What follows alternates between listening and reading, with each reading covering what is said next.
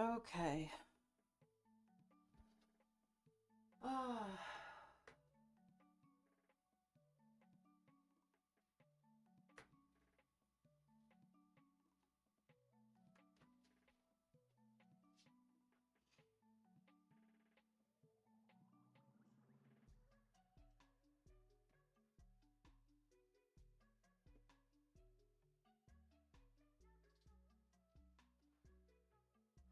No music.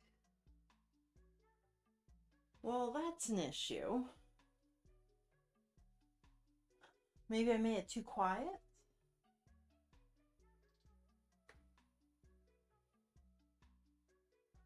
Let me see.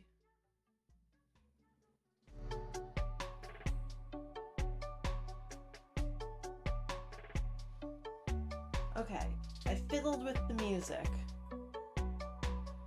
Still don't know if it's playing though. Music! Oh, good. Can you still hear me over the music, or is it too loud now?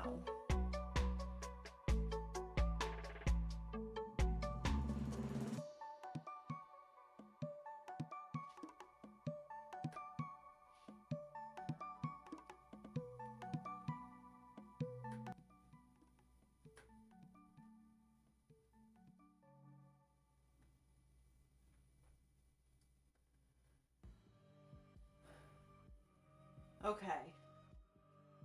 I made the music midway between where it was. Oh, now it's gone. I think it was just changing songs.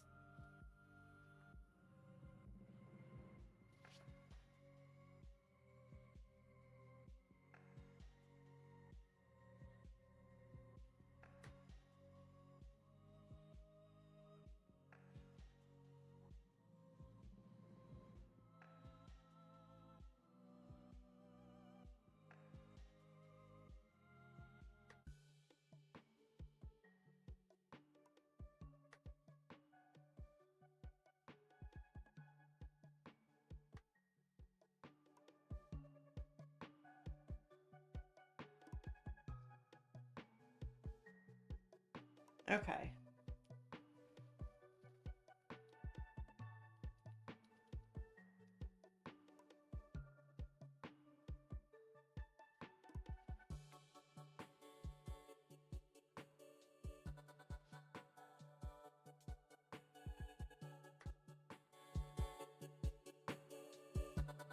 Okay, I will just fiddle with the music throughout the day, I guess. This is gonna be interesting once I add in my embroidery machine to make some noise as well.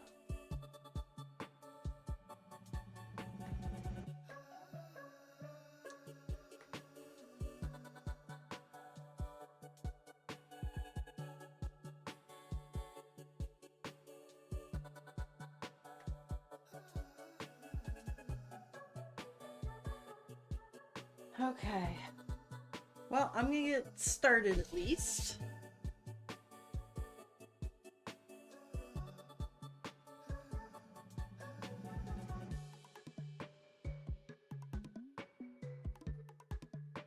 And I'll just adjust the music level as the day goes on, I guess. Definitely once I get my embroidery machine up and running.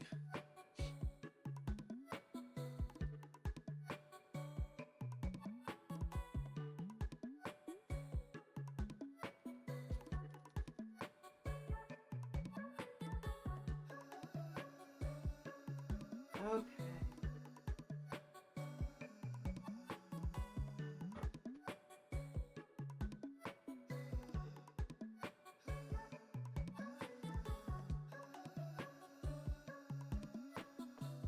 So I got another order for a lamb last night. I'm not going to be putting together that lamb right away though, because it has a month turnaround time, and that will give me time to work on some of my current projects that I want to get done before that. Most of the lamb bits are already made.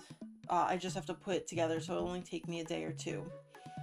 So I'm not worried about that being ordered right now.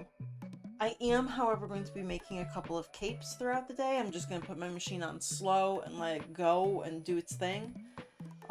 Just because there'll be something moving on the small part of my screen.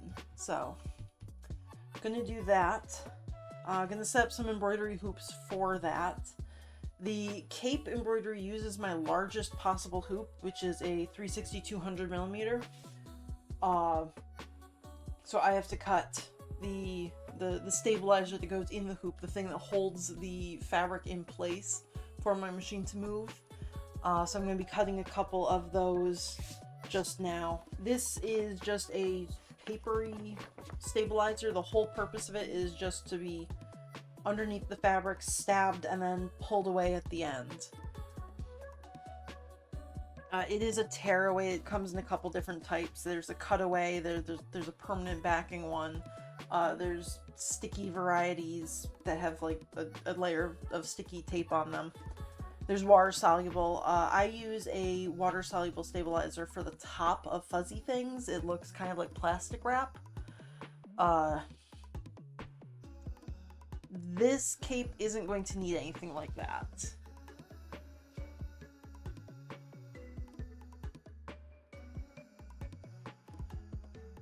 So just because of the type of fabric I'm using, the capes are not super fuzzy, so all it's going to need is a stabilizer underneath it.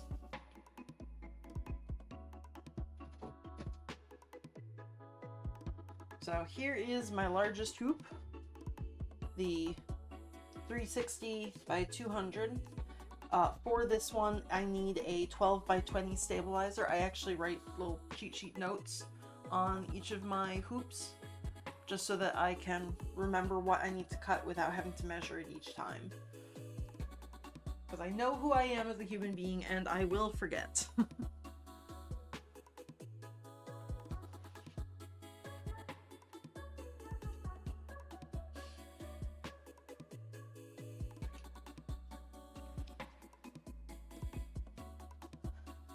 Okay, this stabilizer is already 20 from top to bottom, the width there, so all I need to do is cut on the 12 line.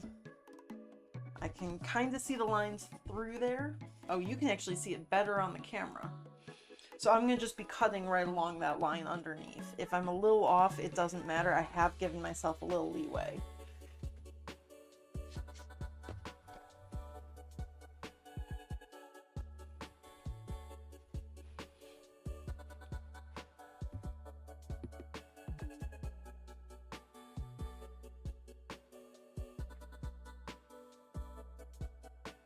I have no idea how many capes I'm going to actually be making today. I am going to run my machine quite slowly, just so it's a little less noisy throughout the day.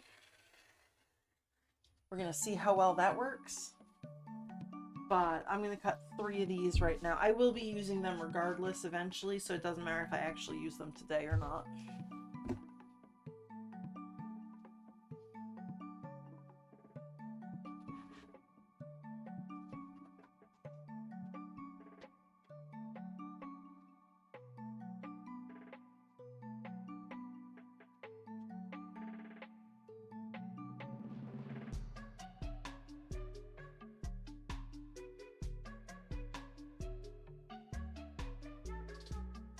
And I've got my red fabric for the capes. Some of these I already have pre-cut. Some of these are covered in fuzzies from when I bought it. Some of these are just need to pre-cut anyways now. So I'll be doing that once I have the embroidery all set up.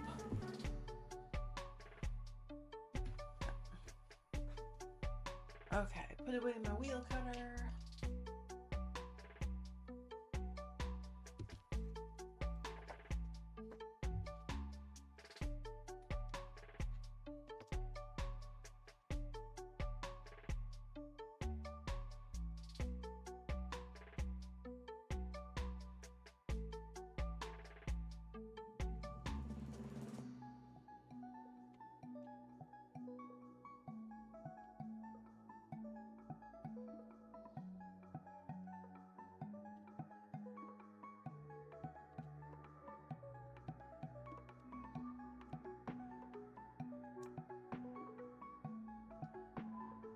so there's my stabilizer. All hooped up. That's going to provide the base for the fabric. It's not entirely tight, it does still have some wiggle to it, but you want it at least a little bit straight. You don't want any of those lumps or bumps in it that would cause the fabric to not lay flat.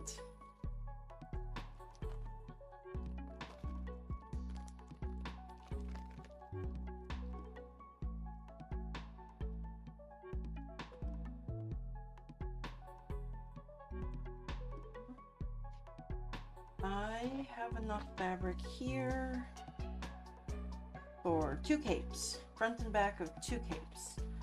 So I will at least be using one of them today, probably 2, depending on how long the cape actually takes at that slower speed.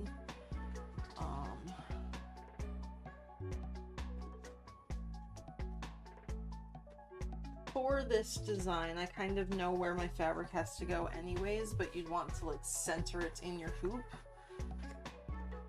which for me are those little guys right there. They are the center points on the hoop. Super visible. Just the little guys right there.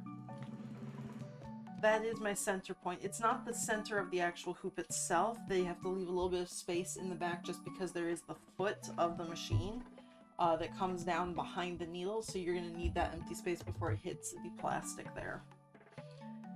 And this one goes down a little bit. Again, we're not going to be sewing all the way to the edges, and I know on this design what I did is it comes up to this point here and then over and across. It does not get the entire outline. That was actually too big for my hoop, so it gets most of the outline, and then I can trace it and put in the little points they're missing. Hi Pick, thanks for the lurk.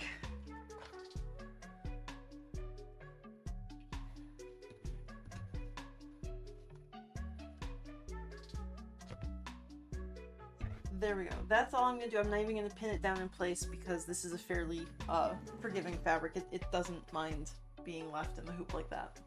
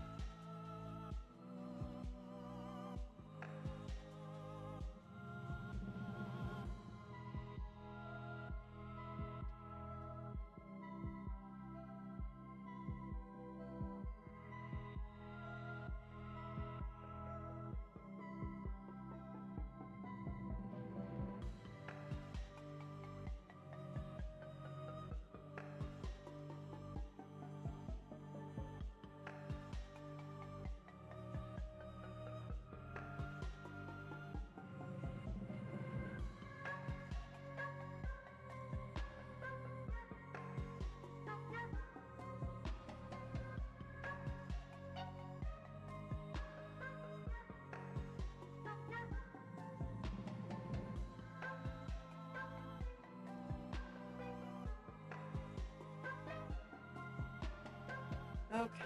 Oh, hi, Judo. Yes, I think my music should be working now. I have no idea how the volume is, especially now that I've got my embroidery machine going.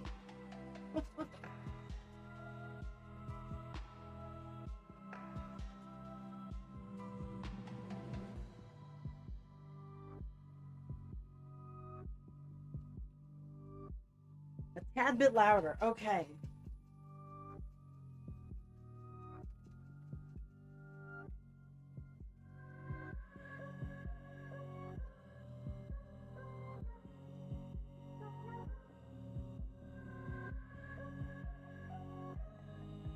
I turned it from the little green bouncy guys were hitting 40 to now they're hitting 35.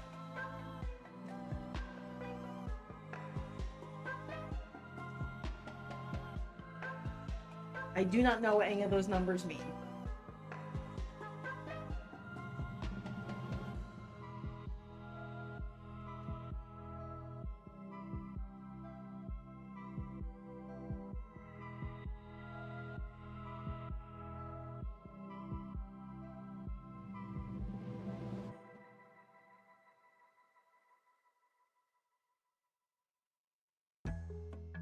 Fantastic. Okay, if the music is not good at all today and you notice, would you please let me know? I can't actually hear it because my embroidery machine is very, very loud and my headphones are not charged. So I'm listening to just stitching today.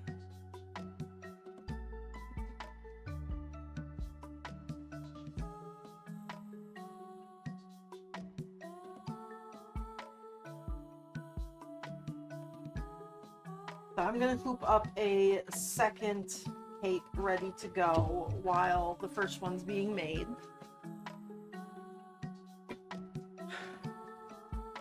I do have 4 capes already made for the different lambs. I've got the 2 that are on order, and then I got a 3rd order last night.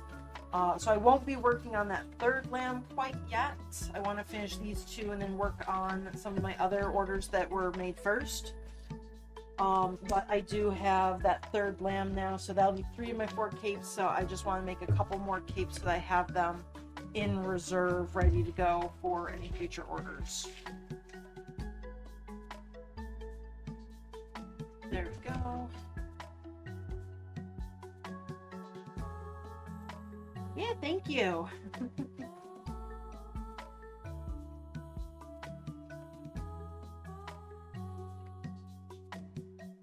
So that the lamb that was ordered last night does not have a magnet in the hat. So I really like making the magnetic crowns, but I do leave the option either way just because I know magnetic crowns can fall off and get lost, so some people want them to be permanently attached. But I enjoy making the magnet part. And then I get to play like popping the hat off and on.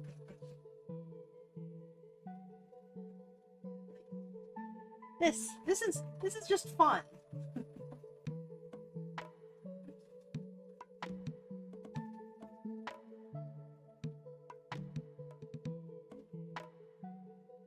Okay, so that is ready to go. I'm just going to leave it next to my embroidery machine. When I finish the first one, I'm going to just start the second one.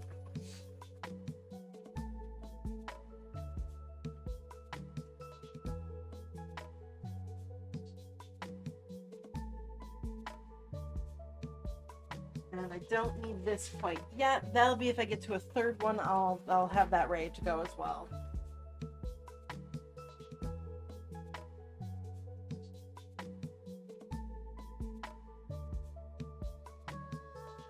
Oh yeah, with the speed that that's going, I'm gonna make quite a few capes today. Okay, I should probably cut some more stuff.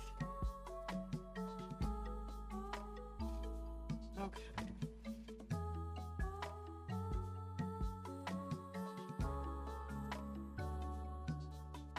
$16 by $10 for the capes. So let's go back in the Ziploc. Potentially protect them from some of the fuzz.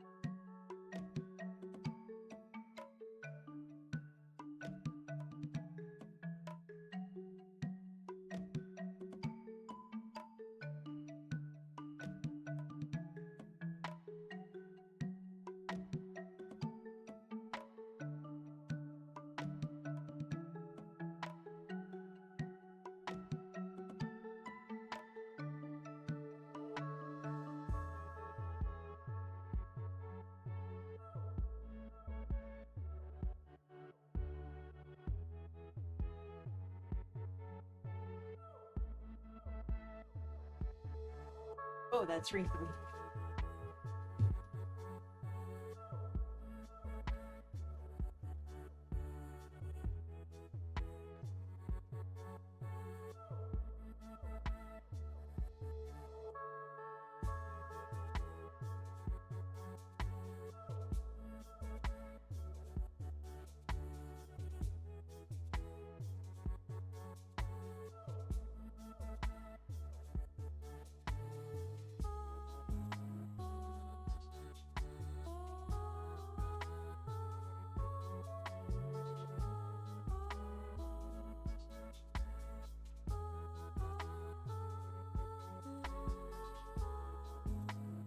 This fabric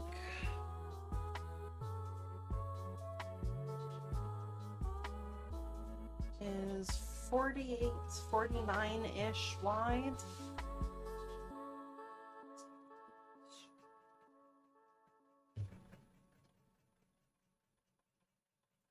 It stretches that way.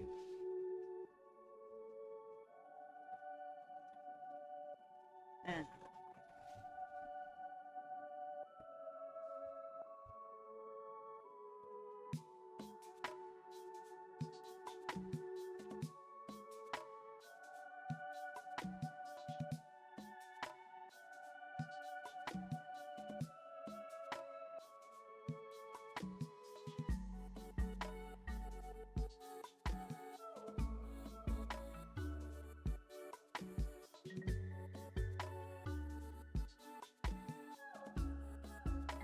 by 48.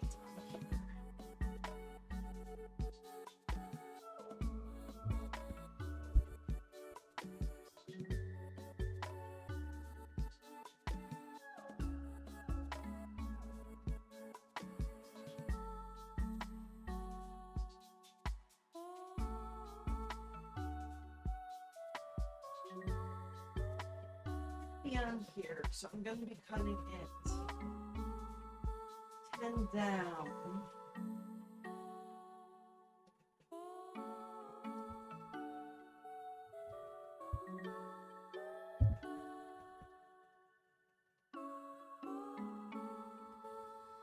Let me see if microphone right there works. It's a little bit more out of my way. So I can measure things.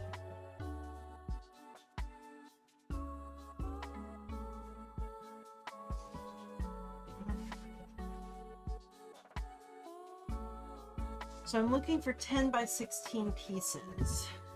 This fabric's a little less wide than the last red fabric I got, which was 60. This one is 50 something. So I'm gonna cut down 10 inches this way, which means I can get 3 pieces that are 16 by 10 out of that. So a cape and a half per 10 inches of this fabric.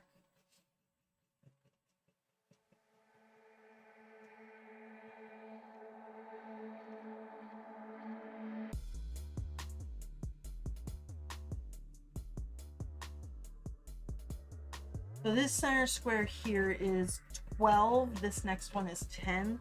So as long as I'm going across that line right there, I should have 10 inches.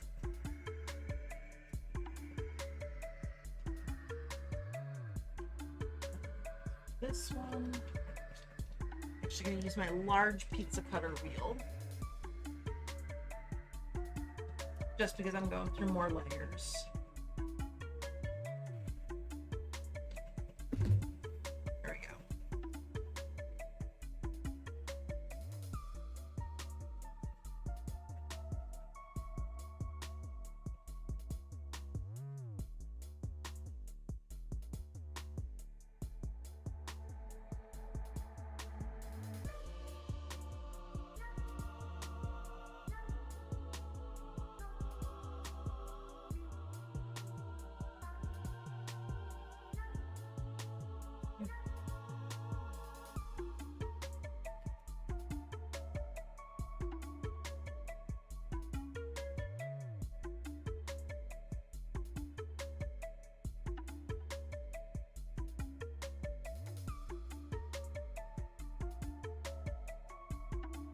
And that's the line for 16.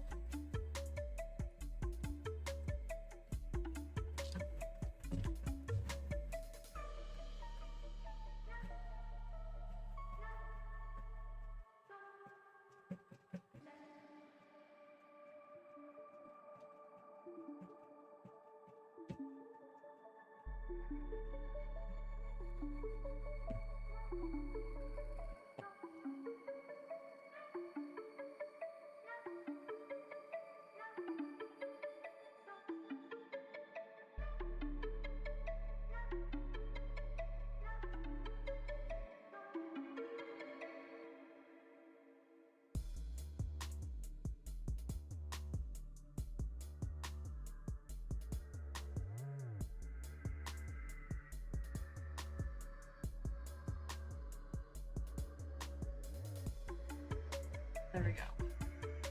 I'll iron these all flat before I actually stitch on them. But that requires me to move my cutting mat because I can't iron on top of it. The heat will cause it to warp and bend, and I've already destroyed one mat that way. I don't want to destroy this nice big blue one. It matches the color of my stream!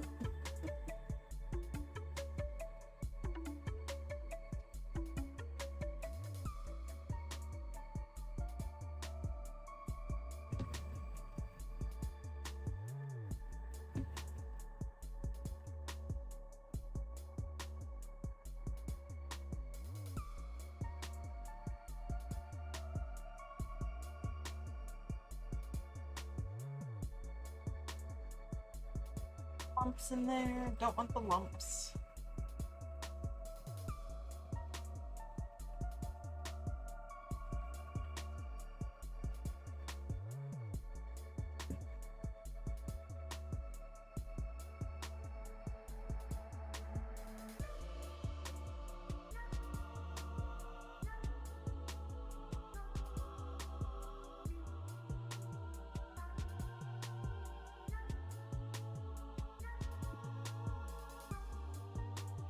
Make it all the way through that one.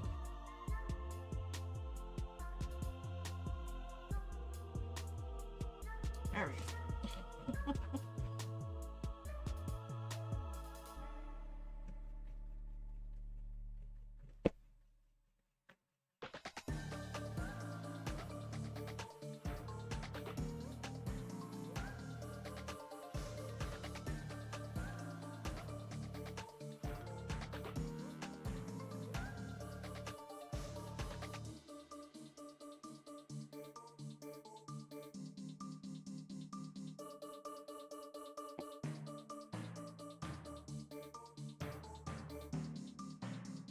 There's my 10 again.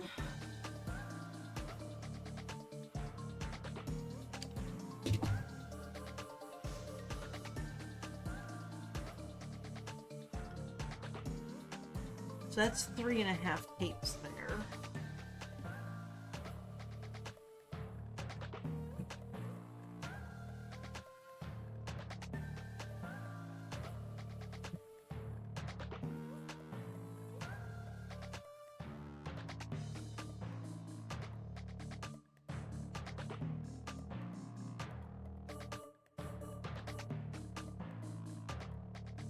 That's 5 capes.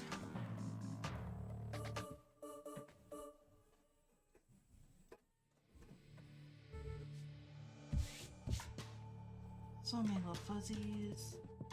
I'm gonna straighten up things again.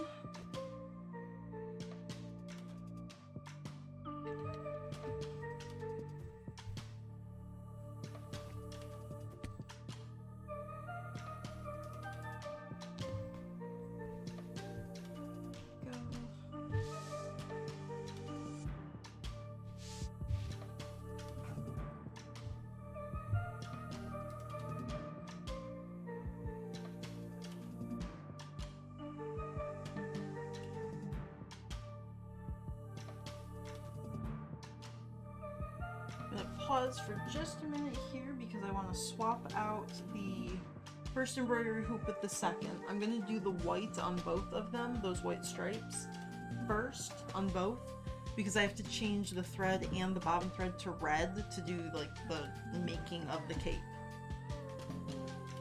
So better to do white on 2 of them and then red on 2 of them rather than red, white, red, white, red, white.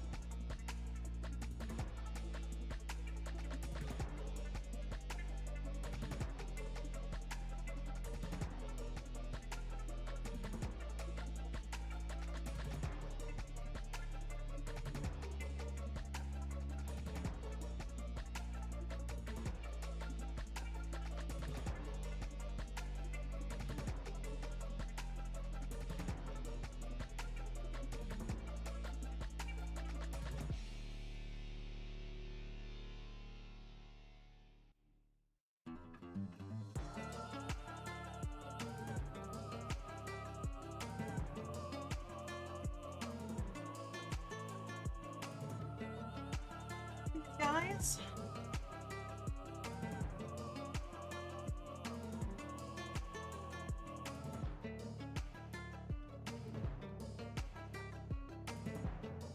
Sunday, how are you doing today?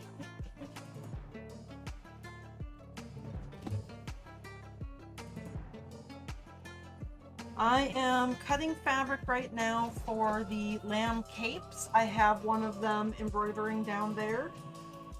Actually, that's the second one. I did get an order for another lamb last night, so I have the capes and all the pieces for it ready, minus the face that needs to be embroidered. But I figured I might as well have some of the capes being embroidered today while I'm doing the sewing of the first two.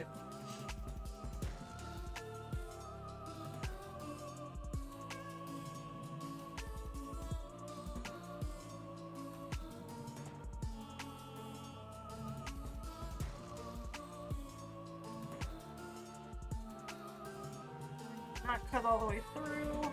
Definitely hear that one.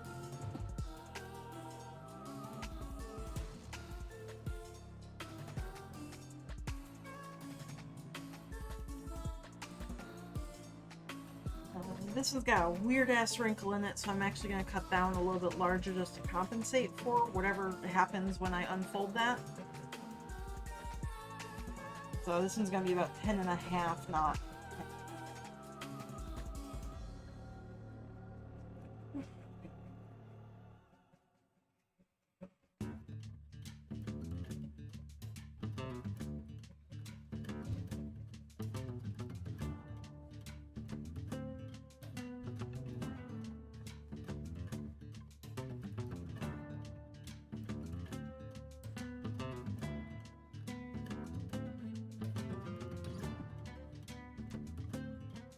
Oh, that's fuzzy.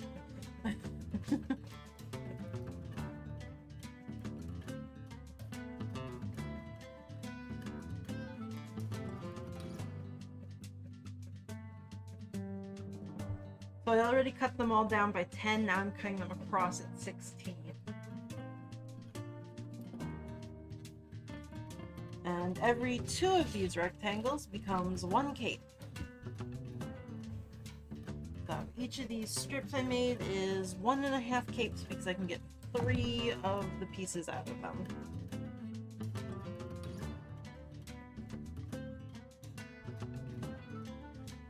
Yes, the second camera down there is my embroidery machine. Basically, it does the sewing for me. The white bar on the left-hand side is the arm that a hoop attaches to. The hoop just holds the fabric and then the arm moves it around underneath the needle. So I can make those designs on my computer and then save them onto my machine and then just pretty much press go. And my machine will stitch out exactly what I've designed for me. It's a lot easier to do the designs that way rather than trying to sew all of this stuff by hand. Like, let me go grab the other hoop. Like this guy here for the cape embroidery, I have this white line just because that's what the lamb's cape has on it. This would be incredibly hard for me to do by hand and keep all those lines perfectly straight. This is called a satin stitch. It's basically a very, very close zigzag back and forth. I could do that, but I could not have a straight line like this. Mine would have wobbles everywhere. So I just designed this on my computer, program it into the machine, and then let the machine do everything else for me.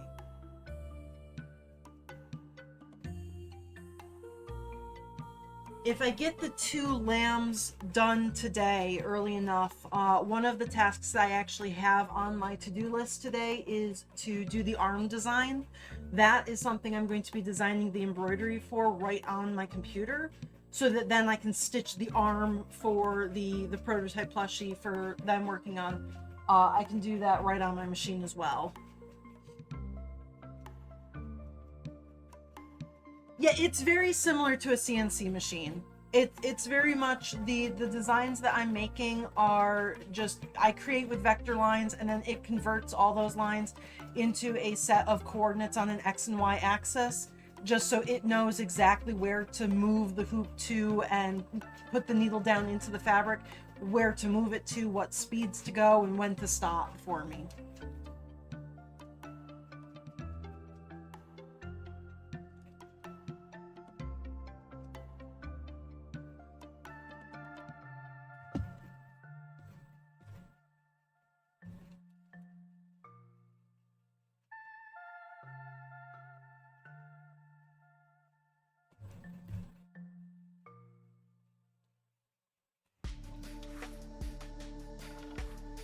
Yeah, sewing and embroidering are two skill sets that are slightly different. The sewing is very much like doing it on your own. Embroidery is a lot more of like drawing and design on a computer, much less sewing. I used to teach people how to use embroidery machines in a prior job, and there were some people who were completely computer illiterate, did not know what they were doing there, but they knew how to select the design, and then when the machine tells them, oh, it's time to change color, they could do that no problem. So I had people of every skill level who could do embroideries, but it took a very specific skill set to actually know how to create them from scratch on the computer there.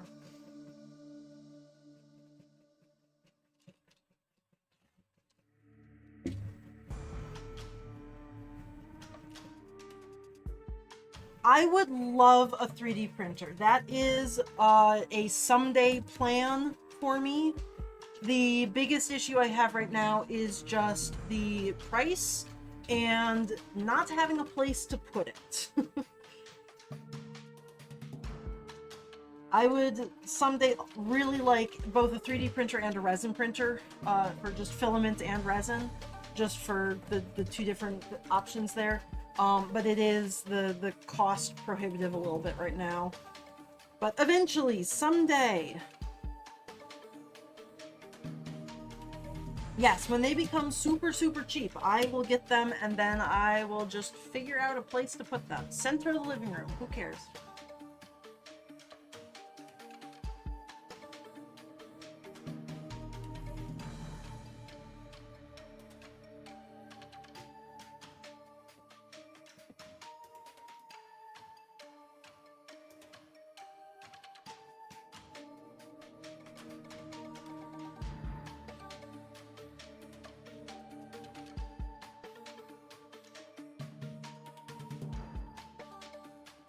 Yeah, I was looking at the price drops. It's still not quite low enough for me to bite the bullet there and actually get one.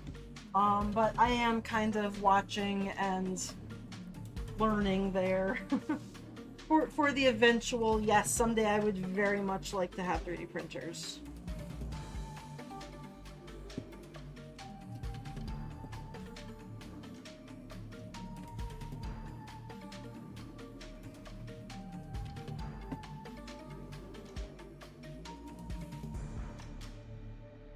Mm.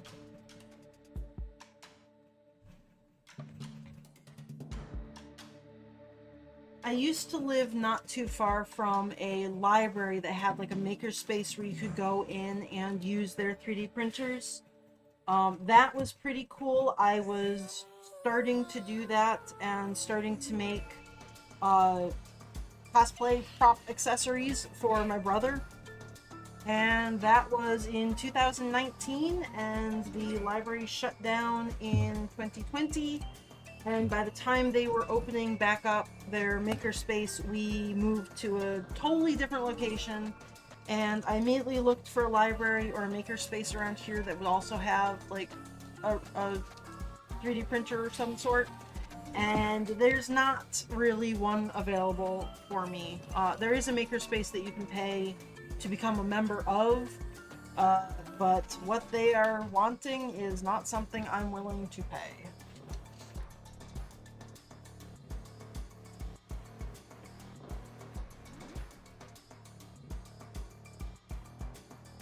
That makerspace basically, I could get my own 3D printer for 3 months of membership at that point.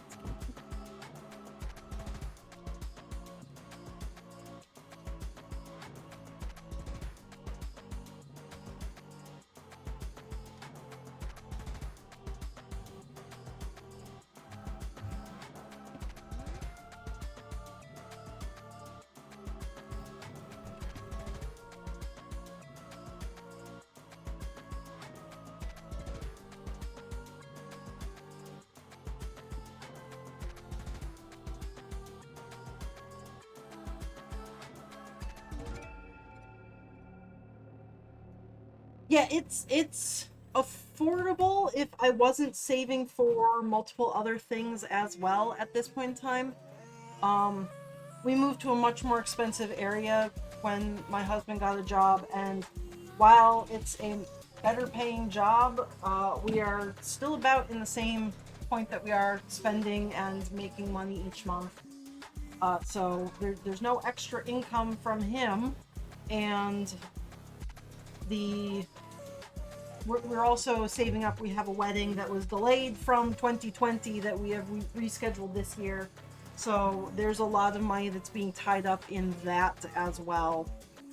Once that wedding happens, then we can start spending money on other things, I hope.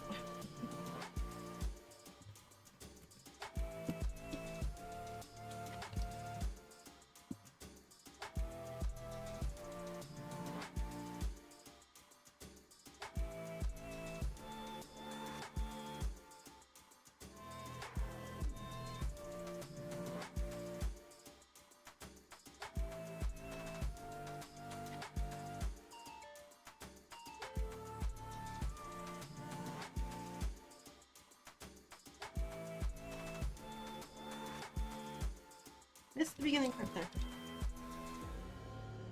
Oh,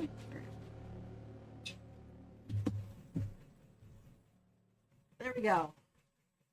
So that is a whole bunch of cape fabric there. I think that's about 8 capes that I've got going. That ruler away, don't need that anymore. Let's see.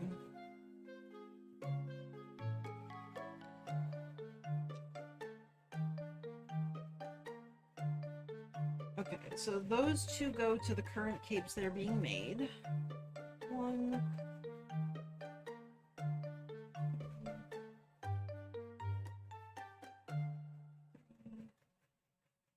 4, 5, 6, 7, 8, 9, 11, 12, 13, 14, 15, 16, 17, 18. I have 9.5 capes here. So, provided I don't mess up on any of them, that should be almost as many capes as I have lamb bits cut out. So that'll be good. I probably will not make all of these today, though.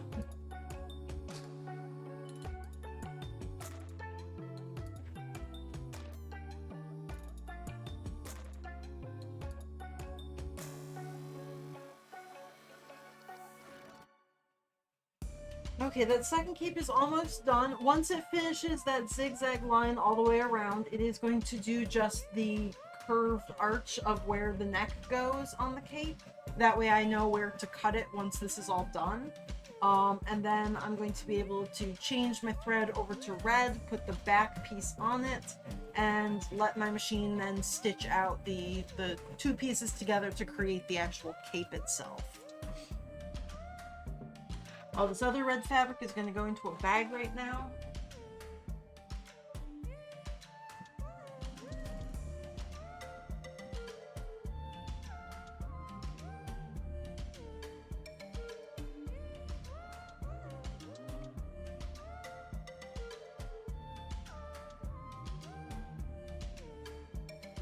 Maybe if it fits in the bag.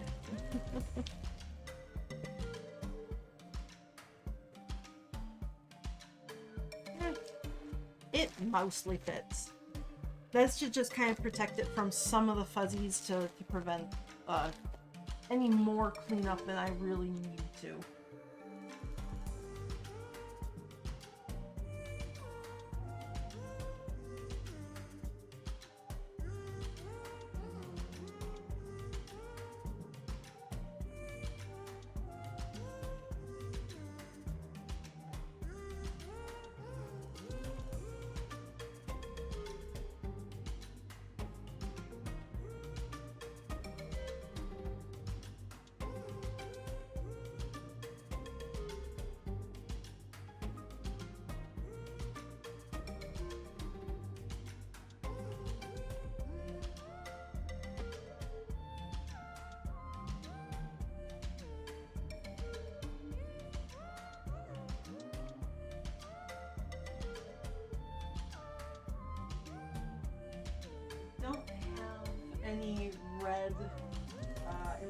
for it to go underneath. So I'm going to be rewinding one.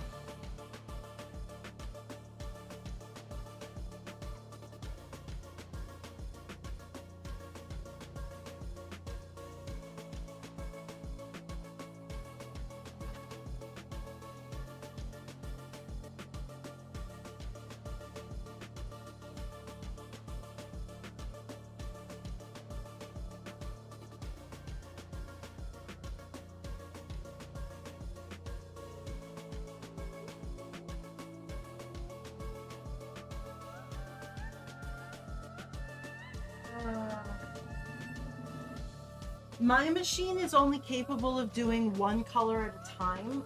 Whenever it's time to change colors, it'll stop and let me put in a new thread. There are embroidery machines that will do multi colors at the same time. It essentially has multiple needles on it, and will just move the needles to focus over what it, like where it's sewing. Those are just considered multi-needle machines. They come in 2 different heads on them, so 2 colors at a time, 4, 10, 12, I think I've seen a 21. Those are considered industrial level machines. My little guys are just home level machines. They were much cheaper for me to get just because I worked at the place that sold these guys, so I got almost a 50% off discount on some fairly expensive machines. A multi-needle would be really, really cool to be able to do like up to 10, 12 colors and not have to stop the machine and change it out and just let it go and do its own thing. That's not something that I could afford when I got my 2 little guys. And now I don't really have the space for them, nor any reason to replace the 2 guys that I have.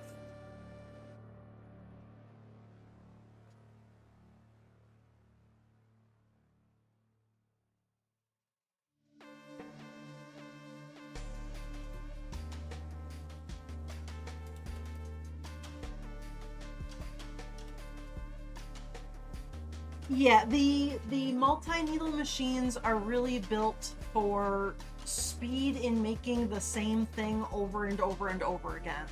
You'll see a lot of those machines in like the stores that will do customized embroidery for different organizations where they're putting logos on like 50 t-shirts at a time, or where they're making like the iron-on patches for bags or things like that. Basically places where they're just doing bulk repetition. And that's kind of what I'm doing today. I'm going to be making lots of capes, but I generally just work on 1 or 2 projects at a time that have multiple pieces to them, so I'm not doing the same thing over and over and over, so I don't really need the color changes.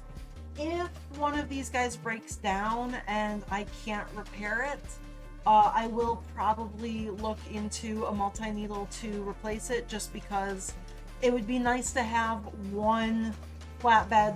These guys are considered flatbeds. One flatbed machine and then another multi-needle machine, so that depending on what I'm doing, I have the option of the single needle or the multi-needle there.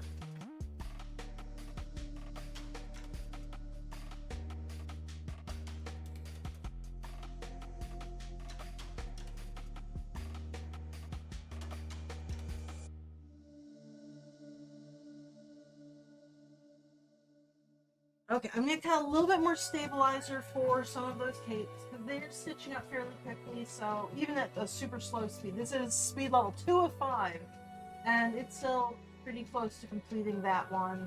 And I've been only streaming for an hour, so I'll probably finish 2 every hour and a half. So I'll cut up some more of the stabilizer that holds the fabric in place, and then I'm gonna bring out the 2 lambs that I do have mostly finished and just stitch those last couple of bits onto them.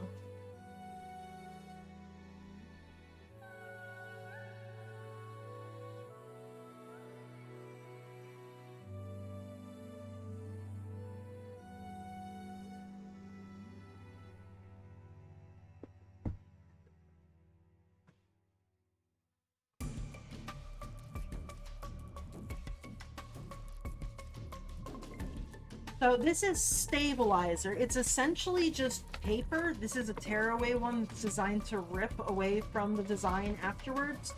It basically just goes into your hoop and you lay your fabric on top of it, and this keeps the fabric where it's supposed to be as it moves around. This is especially helpful if you're using a fabric that's kind of stretchy or it's not going to stay in place as the hoop moves.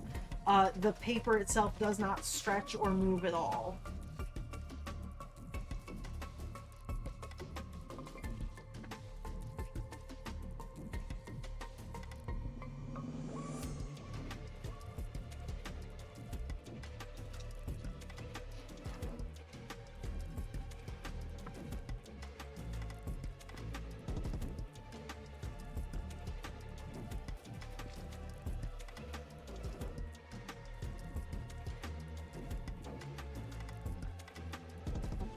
There's 3 more. I have another one cut, so that'll give me another 4 capes worth of stabilizer.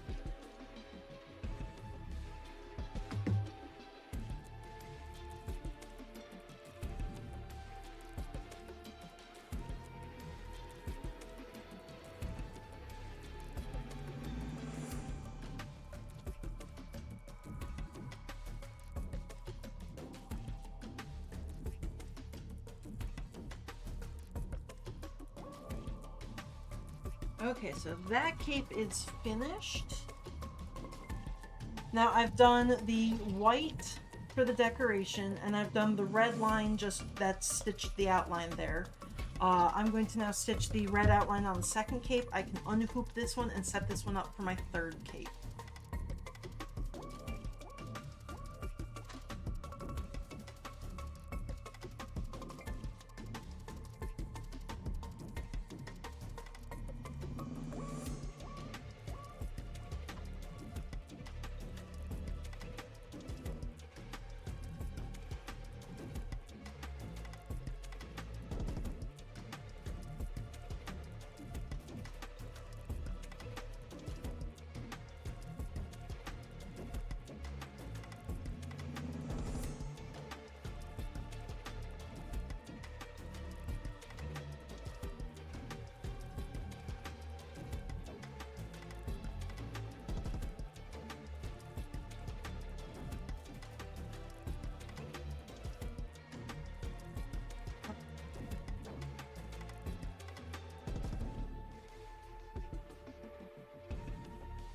And that cape is mostly done. There are some points that I will need to hand sew on this. This hoop is the largest one that my machine is capable of using. It's 360 by 200 millimeters, and that's the largest size. And this cape is actually slightly larger than that. So right on either edge here, I will have to draw the little line and just stitch that final corner of the cape. I do have a pattern that I can just trace out where those lines are supposed to be though, so that's not too difficult. And it gave me the option to make a larger cape for the lamb.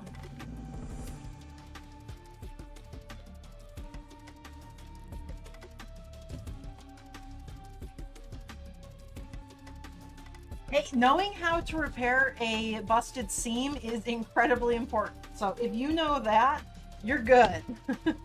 Everything else like this, like you're not going to need to know on a emergency day-by-day basis how to make a stuffed animal. So if you can do basic repairs and stitch something together after it falls apart, you're good.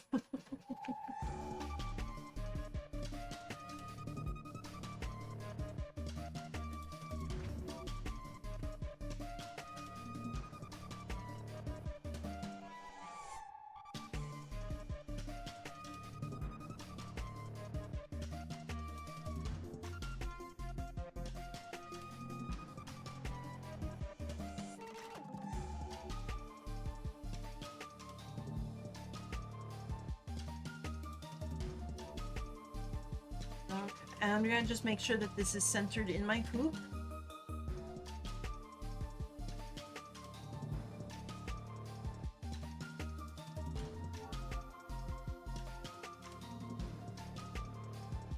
And that'll be the next one ready to go.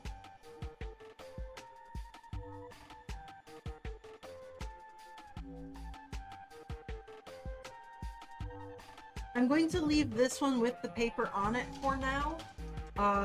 Until I actually trace out those lines. This paper is going to be holding everything together and keeping it from stretching or warping in ways I'm not intending it to. So I'm going to just store it like this over with my other unfinished lamb parts.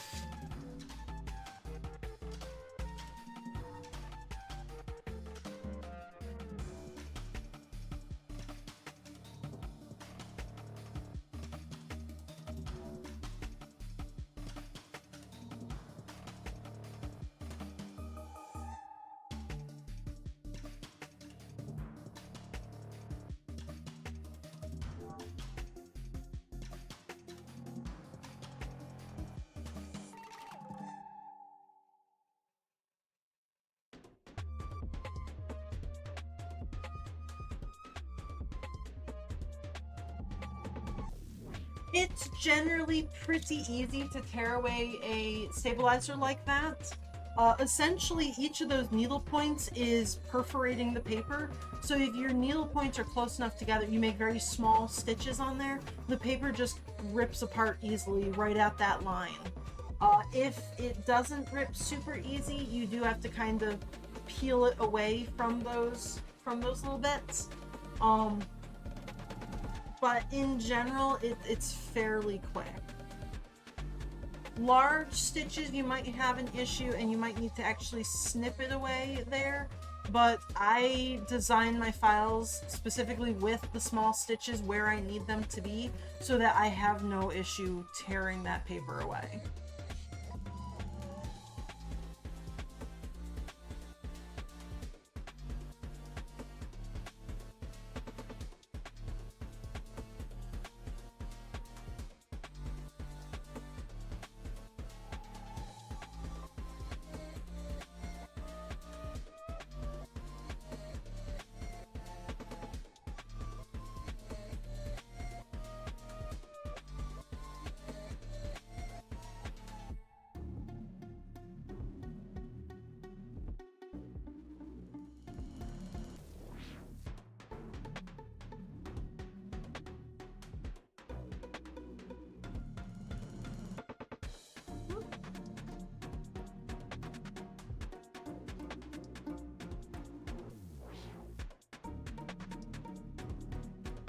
Lost my fluff. gonna move these guys over out of the way because I actually need the space here for my hoop. I'm gonna set up that next tube there. Oh, my banana is gone. I ate it. I can go get another one though.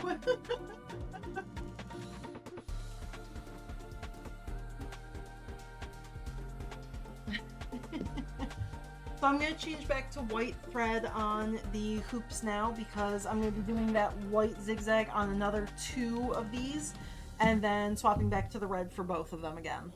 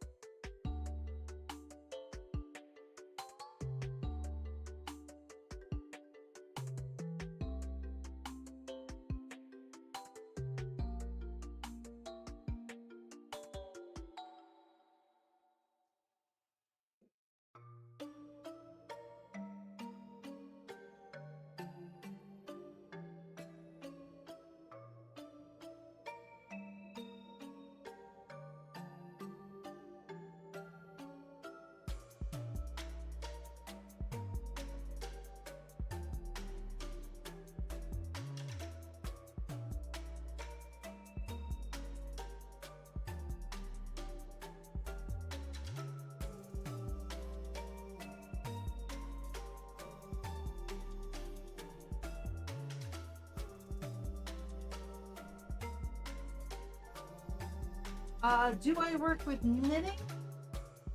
Yeah, so knitting is where you have the 2 needles and you loop the thread around them. Crochet is with 1 needle.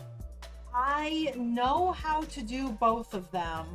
I do not enjoy either of them because there's a lot more counting and precision than sewing, which is much more of just kind of a wing it and see what works. So I do know how to, and I have once crocheted a shirt for a plushie and decided I am never doing that again. It took me about 3 tries to make just like 1 sleeve there before I was happy with it. So yes, I do know how to do knitting and crocheting. I prefer not to. It's too much counting involved.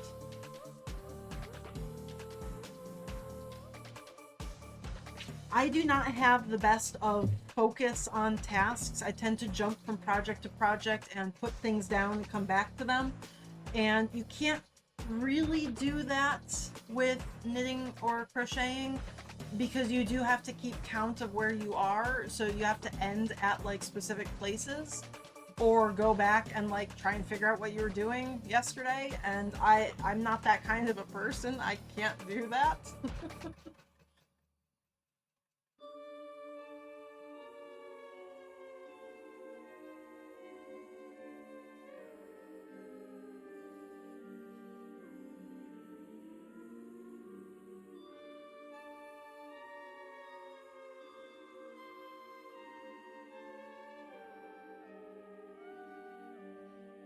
I'm actually going to pause my little guy for just a second. Those first couple of threads that it put down in the white didn't really catch all that well, so they're really loose right now.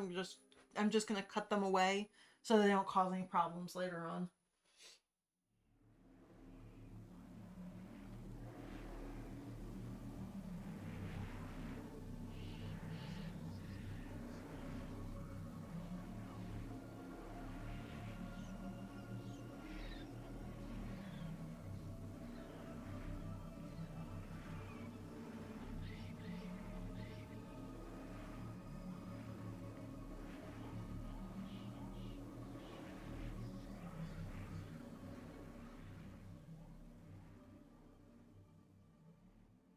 There we go. He is back up and running.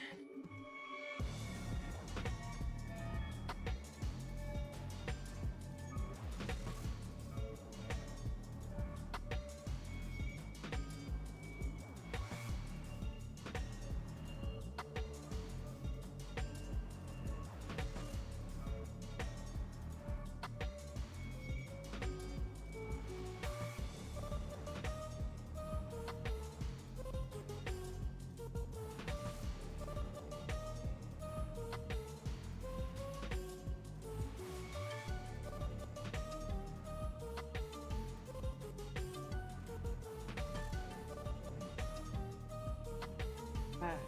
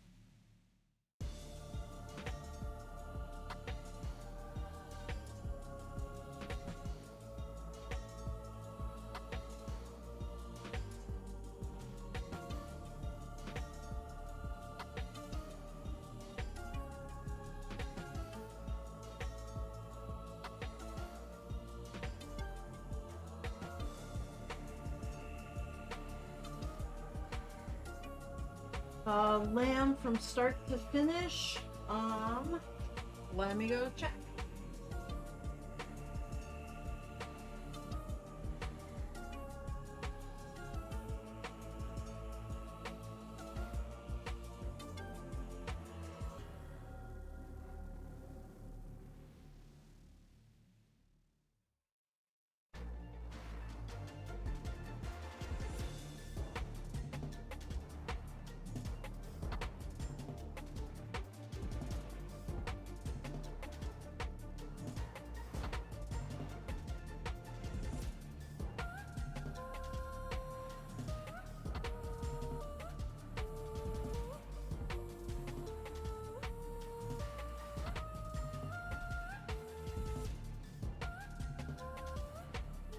If I am making one lamb start to finish, I can have my embroidery machine basically making the face and the hat and the cape while I'm doing all the other cutting and everything. It takes me 7.5 hours from start to finish to get everything made. I can't do it in one specific day though, because I do wash out the fabric from the hat and the face after I make them. So that does need to dry for 24 hours, but the actual working time is 7.5 hours. I can cut that down quite a bit, again, if I am cutting out and like making multiple lambs at the same time, which is what I'm trying to do just so that I can have them at a lower price point and still like make a profit off of them. So like, for example, if I'm making one set of legs, I have to pretty much sew that by hand. If I am making 6 sets of legs at the same time, I can have my embroidery machine do that for me and be working on something else at the same time. So it saves me a little bit of time there and saves some of the cost. But the very first lamb I made, and then the second one where I actually timed myself, 7.5 hours for that guy.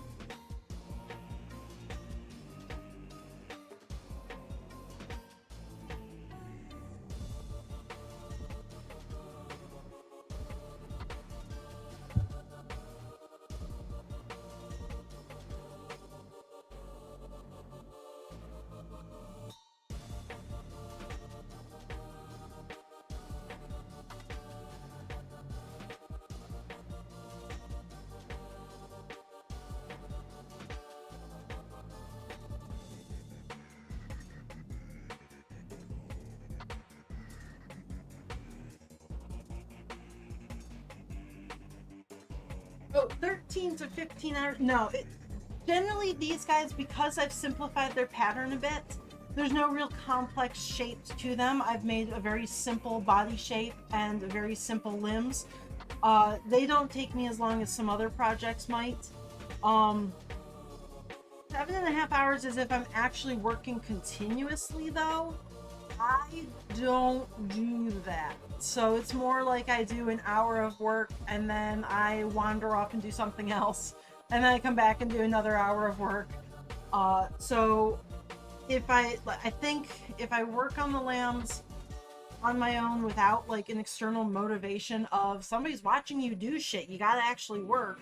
A lamb does take me more like 4 or 5 days to complete, not just the one work day or half day, wait for things to dry, and then the second half day.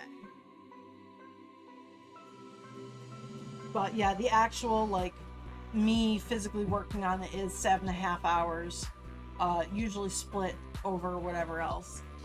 These guys are taking me a little bit longer than normal just because I'm standing here talking instead of sewing.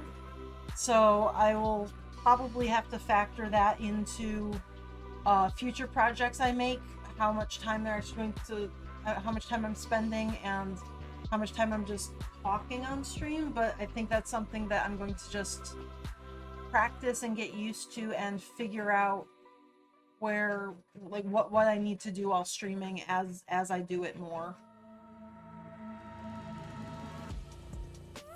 Yeah, one of my big motivations for streaming was I know I work better with like an external motivating force of somebody might be watching me and judging me for this, so that even if there are 0 people in the stream, I'm still aware that like I might have somebody watching me and therefore I should actually be working.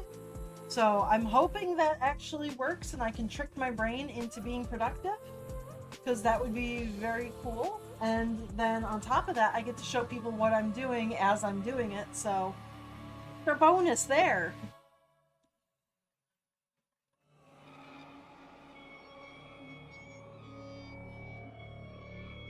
Yes. I was trying to come up with thoughts of what I want to do for like stream alerts and everything, and one of them I was kind of thinking make it like a noise or something that plays like get back to work if I'm not actually doing anything. Don't know how to do that yet. I'm gonna figure that one out, talk to Judo, see if they can help me. But eventually I want to have little alerts like you're slacking off, stop that.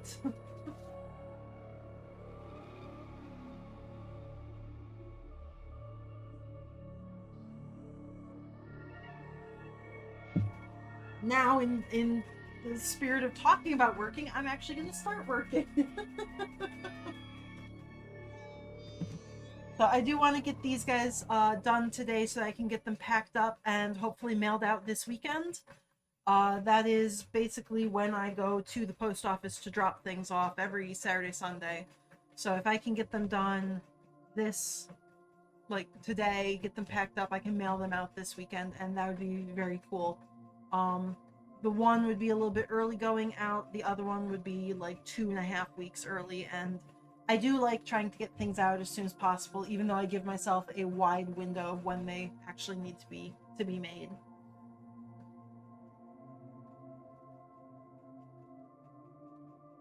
Oh yeah, stretch and posture check, that would be fantastic, because I'd sit here hunched over like a little gremlin. And also squinting. I need to stop squinting at the thread needles. So yes, those checks, fantastic.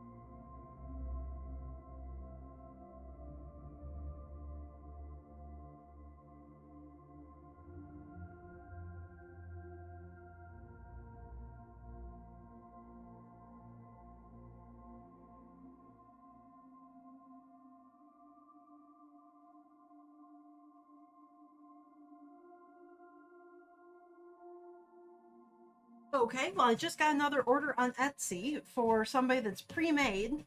My little pep cork leaf. My cork seed there. They asked if I could put a bell inside. I might be able to. So, I'm gonna have to experiment with that.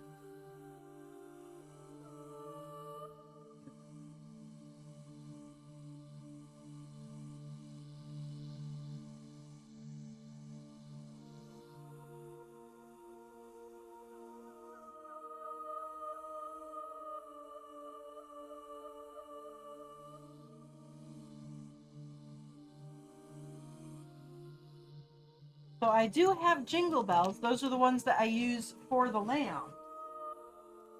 So I'm gonna see if I can trim this little guy open right through the middle of his legs, so super awkward, and shove a bell inside and see how well that works.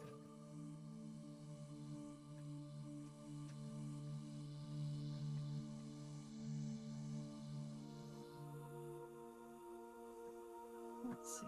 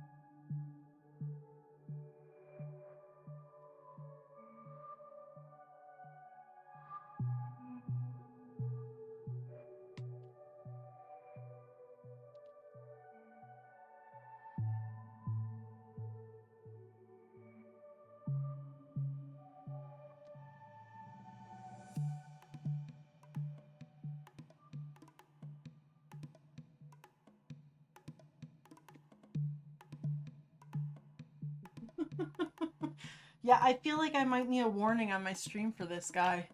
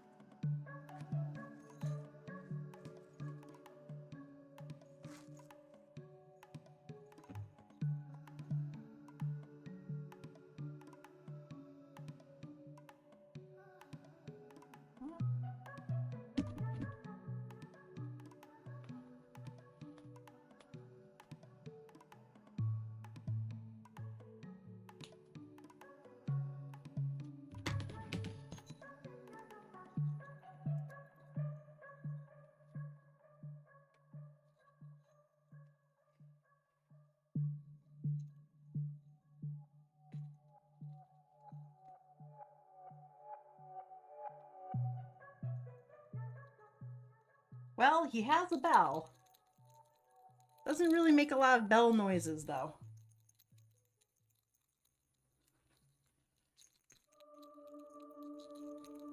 Nope, not too many. Not too much noise there.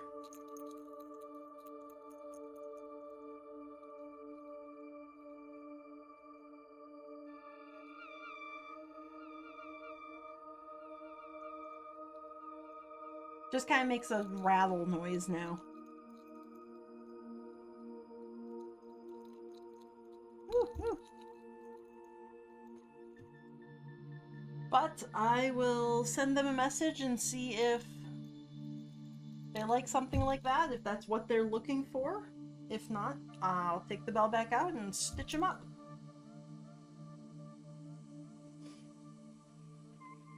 That'll be a later tonight project.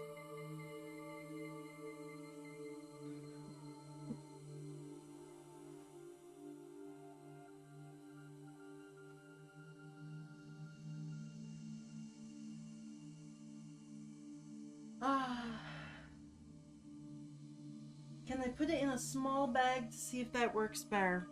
I don't know. I could try wrapping it up in like a little bit of fabric, but I think the problem is because the metal is up against something, it's not getting that same like resonance that a bell would normally have. Sort of like when you just hold a bell in your hand, it doesn't make as much noise either.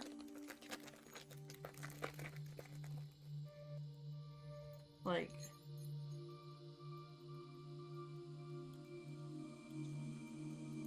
so I think just being enclosed is going to cause those issues where I don't get the same rattle to it. Bells inside of like stuffed animals that you usually get in a store are actually like a plastic ball with a bell inside of that, which I don't have on hand, and I'm not sure if I would be willing to do for this person. Just buying a bulk set of bells for one little Korok seed.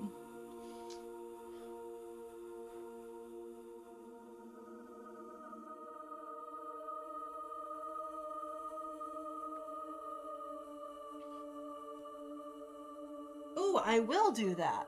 Yeah, I'll post that.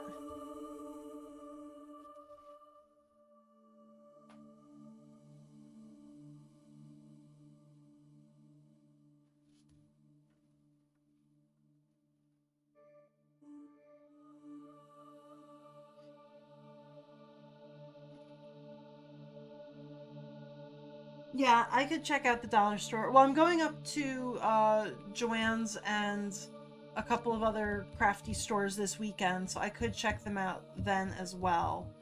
Um, I I will be dropping off the lambs at the same time, so I was kind of hoping if I've got just this Korok order right now, I could also send that out this weekend. But if I'm still looking for bells over the weekend, it'll be a full week more before I send it out.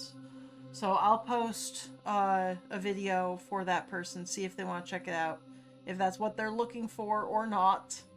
And then if that's not, if that's good, then I'll mail it out this weekend. If not, I may look around and see if I can find something more. And if I can't, I'll just tell them no, that's not possible.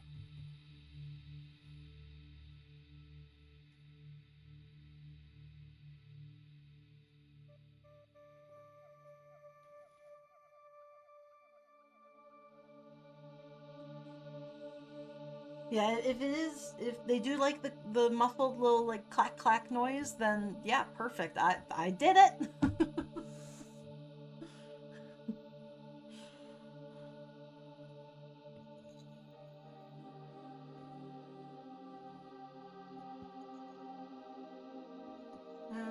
Oh, okay, I'm gonna switch to my next embroidery too.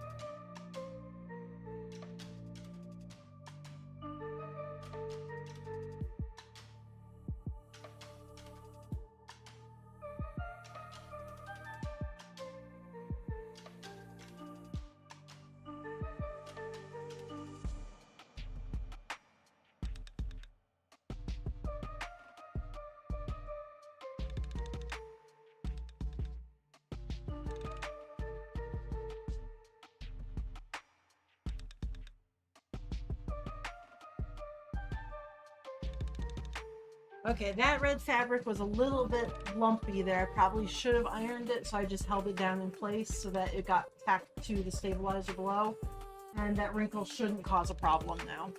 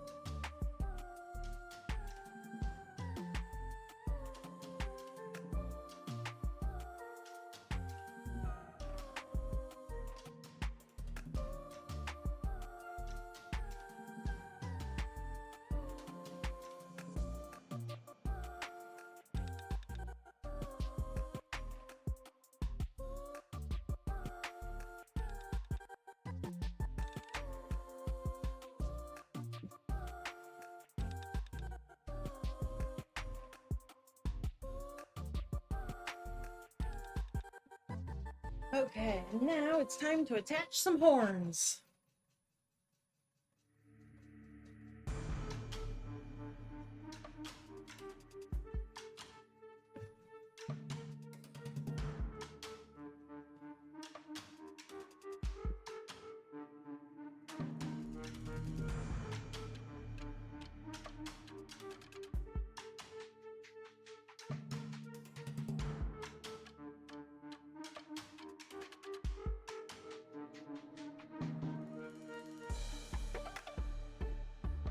So these horns I don't actually stuff until they're mostly attached, but I do want a little bit in the horn itself just to keep that round shape so that I know what shape it's going to be when I actually put it on there. Once it's mostly attached in place, then I'll shove more stuffing in there and then finish stitching it up.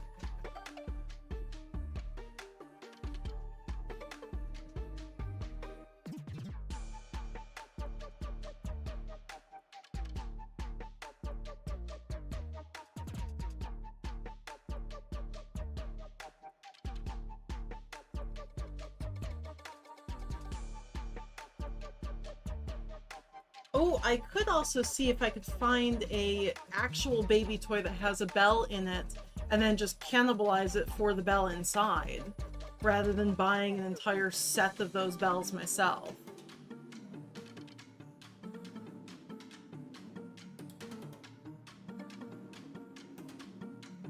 Yeah, I'll see if they like it tonight. I can't post anything right now just because my phone is currently a camera. I can't really use it for anything else right now. But when I get that down, I'll take a picture and I'll take a video of it and send it to them and see if they like that. And then this weekend, if they say no, they want more or less bellness, I will see what I can find in terms of a singular bell.